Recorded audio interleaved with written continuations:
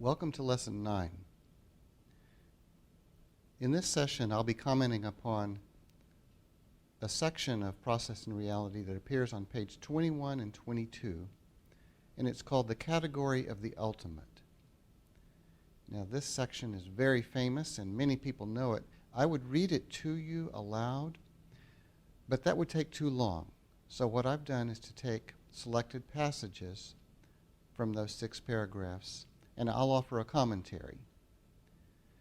Now, in this section, Whitehead is indeed considering the category of the ultimate. You may remember that in an earlier lesson, he said that the ultimate reality is something called creativity. He's returning to the subject here, and he's asking the question, what is creativity?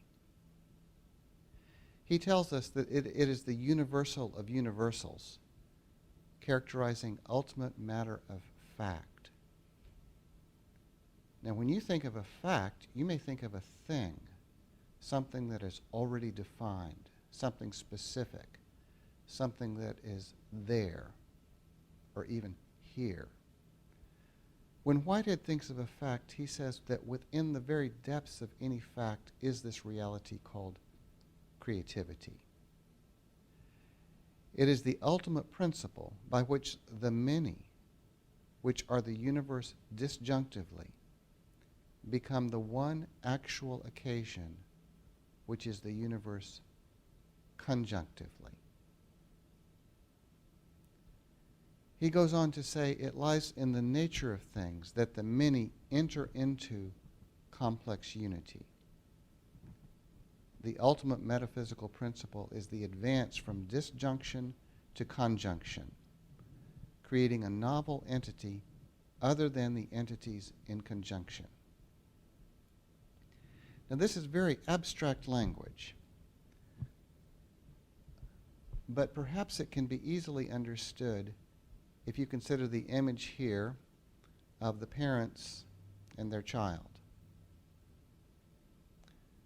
Whitehead writes, the novel entity is at once the togetherness of the many, which it finds, and also it is among the disjunctive many, which it leaves. If you think of the girl who's being held up by her parents are part of her, not only biologically, but psychologically. She is becoming herself in and through her relations to them. They're not simply outside her, they are inside her, as features of her own lived experience.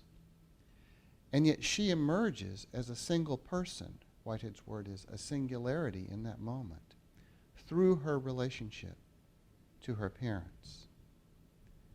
She illustrates what Whitehead calls novel togetherness.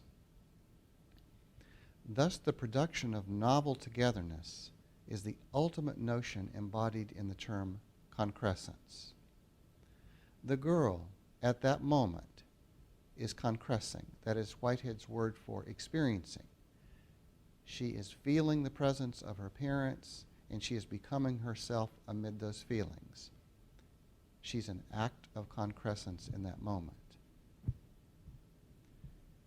And the girl in this image, too, is concressing.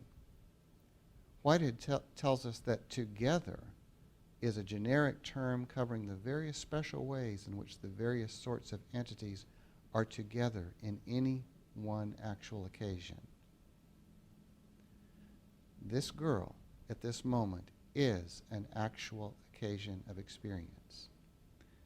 She is one person, and yet she is also the many people who shape her, the manyness of the world itself as it influences her. She is an act by which the many of the universe become one. And as they become one in her, the number of things in the universe is increased by one, because her moment of experience, herself at that moment, is a new entity. Now, Whitehead is saying that something like this, something like concrescence, is happening anywhere and everywhere.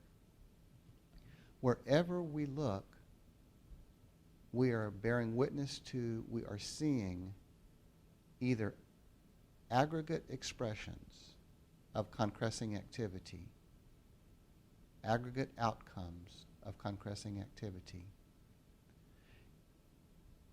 or perhaps in some instances, individual moments of concrescence. The closest example of concrescence in Whitehead's thought that we have is our own experience. Always we are the many becoming one, and always there is an increase by one. This is creativity. This is the heart of the matter. This is heart of matter.